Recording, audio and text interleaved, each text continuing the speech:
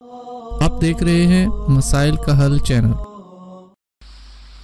قال اللہ تبارک و تعالی فی القرآن المجید اعوذ باللہ من الشیطان الرجیم یسألونک عن الساعۃ ایان مرساہا فیم انت من ذکراہا الی ربک منتہاہا۔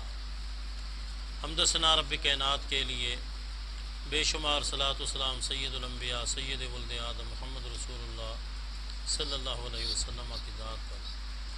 حمد و صلات کے بعد اللہ کا فرمان یسألونک عن الساعۃ، آپ سے سوال کرتے ہیں قیامت کے بارے میں، ایان مرساہا، کب ہے اس قیامت کا واقع ہونا، فیم انت من ذکراہا، کس چیز میں ہے تو اس کی یاد سے، الی ربک منتہاہا، تیرے رب کی طرف ہے اس کی انتہا۔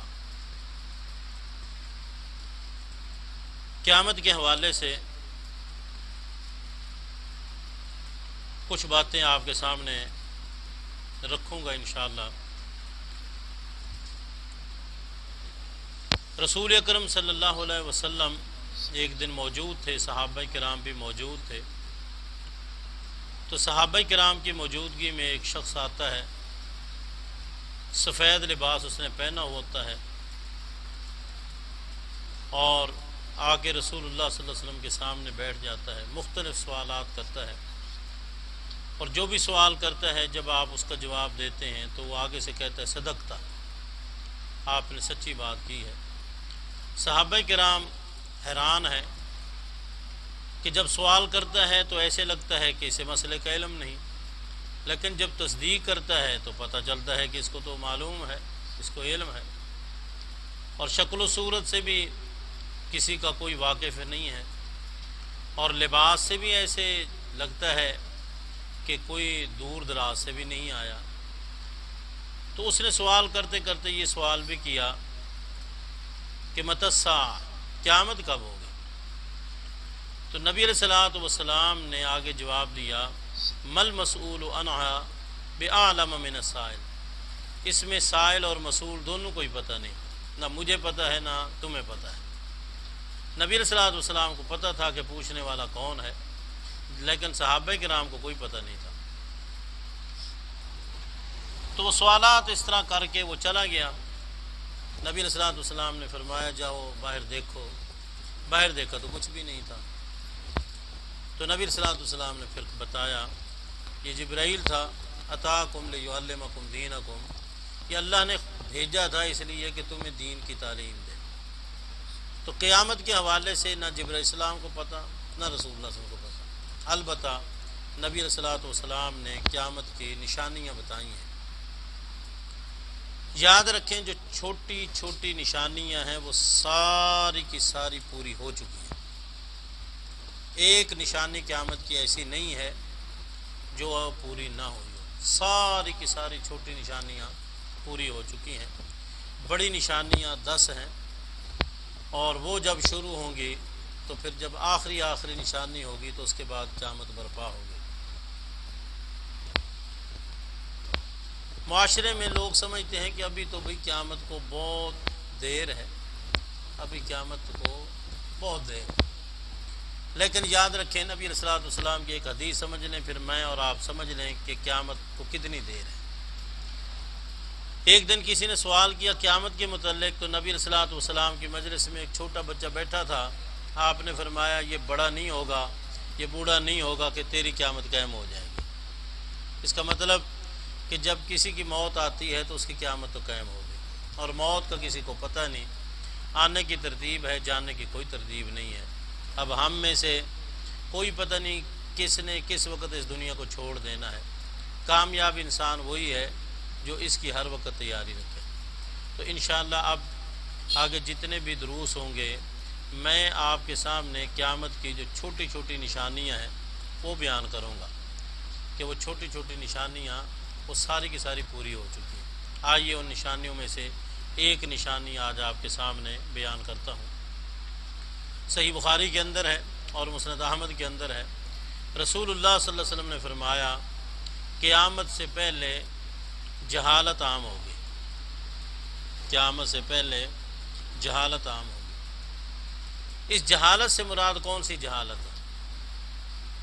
یاد رکھیں، اس جہالت سے مراد وہ جہالت ہے جس کے نتیجے میں انسان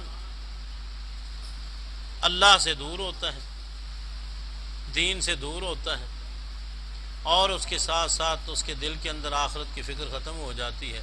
یہ وہ جہالت مراد ہے۔ دوسرے لفظوں میں یوں کہہ لو، دین اسلام کے متعلق انسان کی جو جہالت ہے وہ مراد ہے۔ باقی جو دنیاوی علوم ہے، عصری علوم ہے، وہ نہیں جہالت مراد، وہ تو دن بدن ترقی ہو رہی ہے، دن بدن ترقی ہو رہی ہے، وہ جہالت نہیں مراد۔ یہ وہ جہالت ہے جو قرآن و سنت سے لوگ کہیں جاہل ہیں۔